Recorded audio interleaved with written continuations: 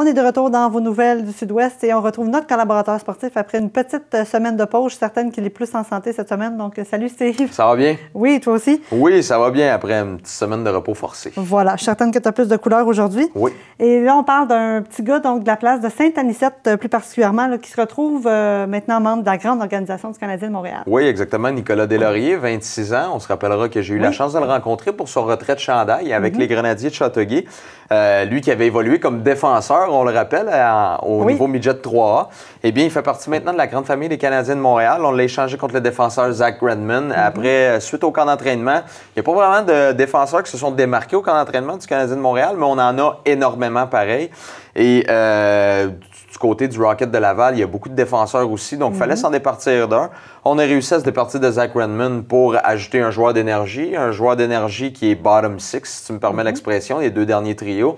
On en a beaucoup à Montréal de ça, mais je suis convaincu que le fait de faire partie du Canadien de Montréal, de jouer chez lui, il va vouloir se prouver, Nicolas Deslauriers, et faire sa place dans la Ligue nationale.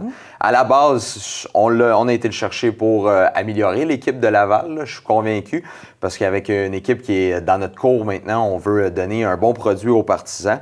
Son premier match qu'il a joué avec le Rocket de Laval, il a marqué un but dans un filet désert, mais quand même, il a fait de l'échec avant. Il a forcé l'adversaire à faire un... Oui, assez costaud. Avec son échec avant, il a forcé l'adversaire à faire l'erreur. Puis ça lui a donné un petit bonus là, pour son premier match avec le Canadien de Montréal.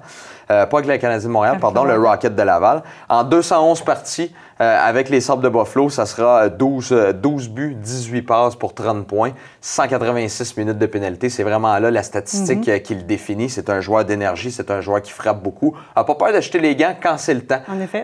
On change un peu de garde dans la Ligue nationale, là, les bagarres qui commencent à disparaître peu à peu.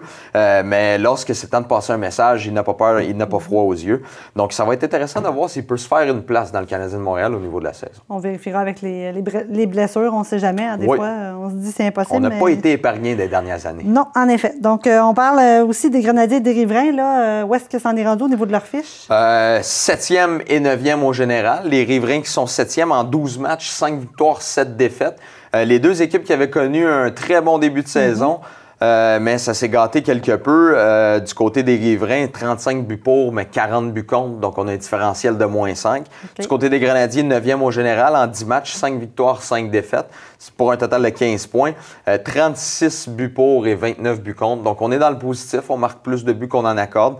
Mais on est quand même derrière les Riverains au classement. Mais ça va être intéressant. Je crois que ça va probablement tourner autour de ces positions-là pour ces deux équipes-là. C'est pas des équipes du premier tiers, mais c'est pas des équipes qui vont traîner de la patte pendant la saison. Là, je pense qu'on va bien se relever, notamment du côté des Grenadiers, après une saison extrêmement difficile l'année dernière. Donc, ça va être intéressant de suivre ça. En effet. Et on termine en parlant d'un Campi Valentin qui s'est démarqué là, au pool. Oui, Luc Salva, certains le connaîtront peut-être. C'est le propriétaire de la salle de billard, le Dooley's à Valleyfield. Et c'est un champion de speed pool, du billard accéléré où on a du temps.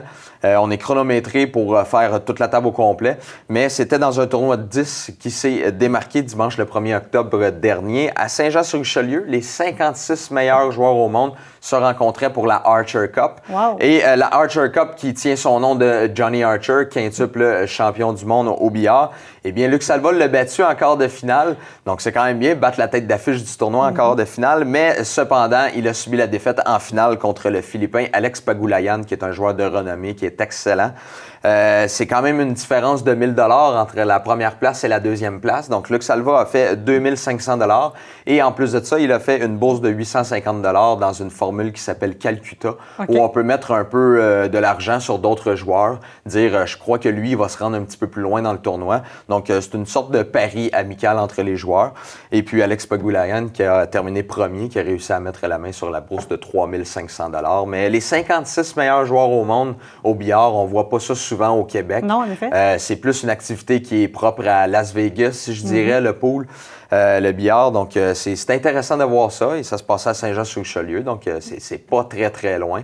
Il y a souvent des tournois de haut calibre comme ça qui se donnent si les gens sont intéressés à les voir. Et la bonne nouvelle, c'est qu'il pourra continuer à s'entraîner. Il est propriétaire du Dooley. Ben oui, c'est ça. Il peut rentrer là. Il ne paye pas la table à l'heure, lui. Exactement. Donc, merci Steve. On te retrouve la semaine prochaine. Sans faute.